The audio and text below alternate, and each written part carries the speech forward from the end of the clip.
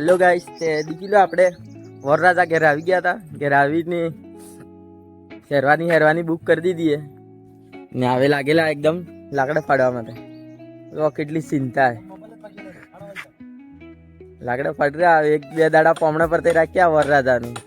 આ તો વરને બોન ને ગાડો થઈ ગયો પણ નાણે ચાદી કરીને નાનો આ ઘેર દેખો ગાડીએ ઘોડા ડીજે આ વરની ભભી મોડે ચડાવીને કામ કરી રહી જો જરા કામ કરવું પડે તો જોર કેટલો આવી જાય.